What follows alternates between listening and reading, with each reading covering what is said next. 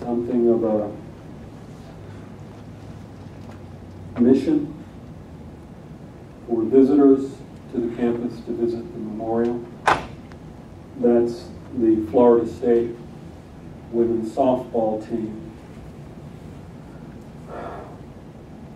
The Yankees, in a gesture of solidarity and compassion, decided to play a baseball game with the Virginia Tech baseball team.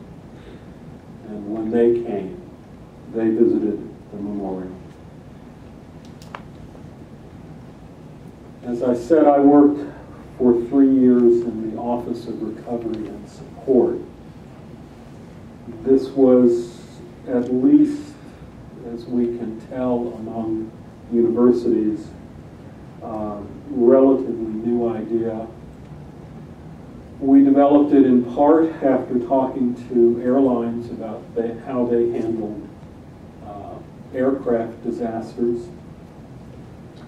It was the idea of senior administrators. Since with 32 victims, there was no way that any single person could be responsible for all of them. Initially, there were probably 10 or 12 of us. It gradually dwindled as the years passed.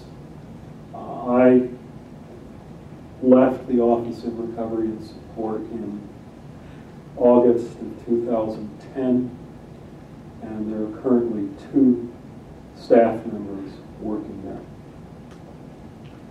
there. It was originally headed by the gentleman in the baseball cap, Jay Poole. His wife, Shelley, is on the left, or your right, excuse me, of the screen. Jay is an alumnus. He's a good friend of the president, Charles Steger, and he had his only son killed in a bike accident when his son was 14.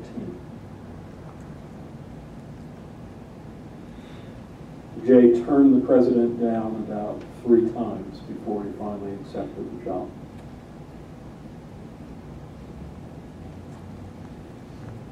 One of the things, of the many things that we did in the office, was put flowers at the stones on the birthdays of the victims, photograph them, and send the photographs to their loved ones. We also tried to manage the 90,000 separate artifacts, mementos, tokens that people from around the world donated to the university. Some were specific for individuals, some were like this, general. This was a display of 10,000 cranes, and literally there are 10,000 cranes there, which was done by local artists based on the tradition that cranes are, and 10,000 cranes in particular, are part of the renewal of the spirit after a tragedy.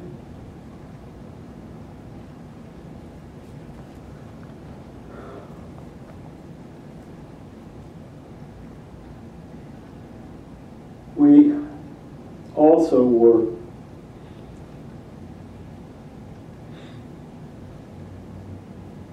reached out to by the Nickel Mines, Pennsylvania Amish community, who 6 months before, in October of 2006, had 5 children, all girls, murdered by another deranged man. And I think others wounded, one so severely she will never recover.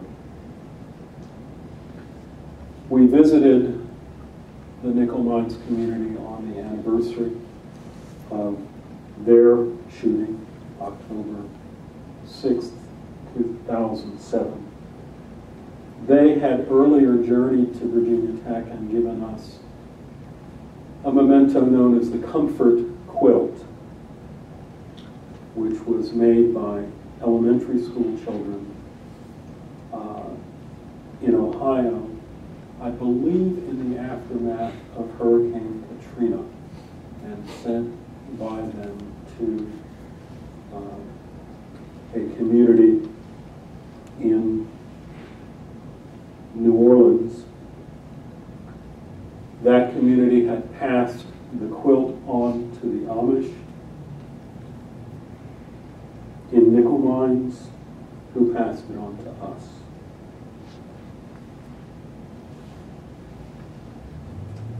We passed it on to Northern Illinois University in the spring of 2008.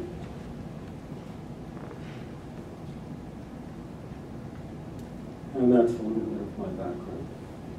And what we all will talk about, I guess, today. So.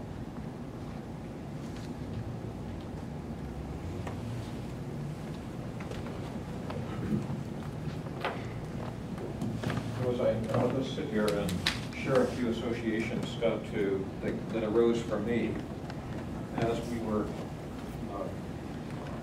listening to this recitation of something that for many of us remains fairly vividly anchored in memory, and for others is perhaps the first time that they're encountered the story of this tragedy.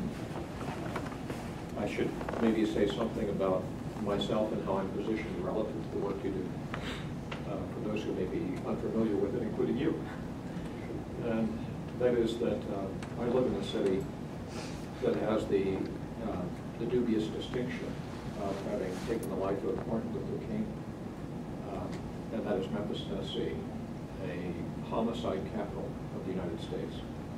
And this has led not only in terms of my practice to focus on issues of traumatic loss, sometimes not infrequently with survivors of homicide in their families, but also in terms of other forms of tragic loss.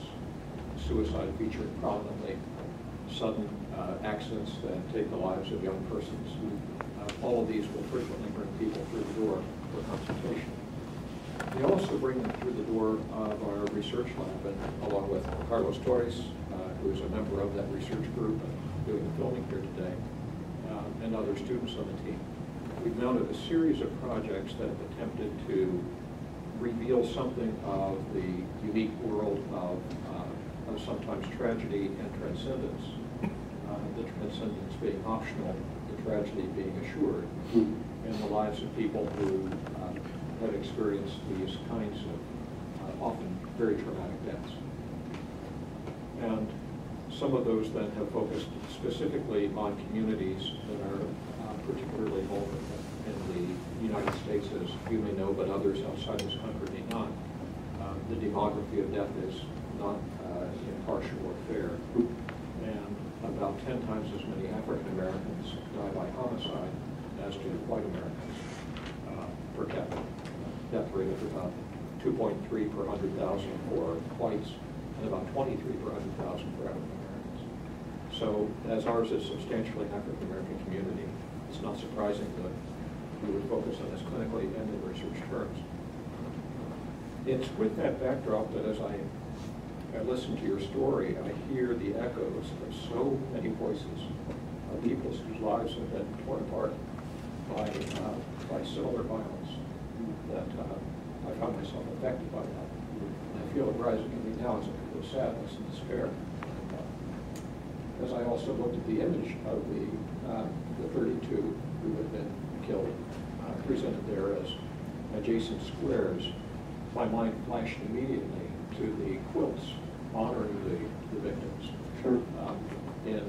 an organization, a support group called Victims to Victory, which is a faith-based group with whom we partner in providing support to, we partner trivially, they substantiate the work of really bonding together as a community to acknowledge and to bear one another up using what spiritual and secular resources we can in the wake of this tragedy.